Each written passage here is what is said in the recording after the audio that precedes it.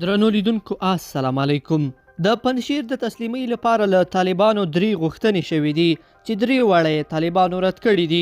طالبانو ته نږدې سرچینې وایي چې د پنجشیر د تسلیمۍ په موخه په دې وروستیو کې د دواړو لوریو ترمنځ په شوو مذاکراتو کې له طالبانو 3 غوښتنې شوې دي چې طالبانو 3 واړه غوښتنې رد کړي دي او وروسته د دواړو لورو لخوا جګړه پیل شوې ده. په دغو غوښتنو کې لومړی غوښتنه دا شوې چې راتلونکي نظام د صدارتي او لومړی وزیر دی د دوی د خوښې کس انتخاب شي.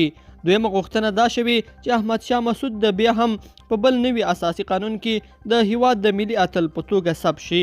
درېمه او وروستۍ غوښتنه یې دا ده چې د نوي حکومت په بهرنیو چارو، ملي دفاع او کورنیو چارو وزارتونو کې د دوی د خوښې یو مرستیال وټاکل شي.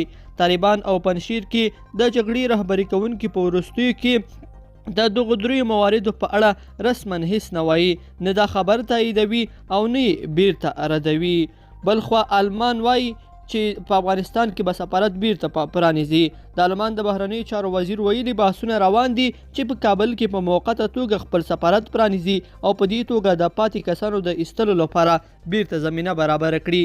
لیدونکو په دې هیله چې دا مطلب به مو راسره تر پایه پورې لیدلی وي. که مو دغه ویډیو خوښه شوې ویډیو لایک کړئ د سره او چینل حتما سبسکرایب کړئ. تر بلې ویډیو پورې ښه وخت د لوی الله په امان.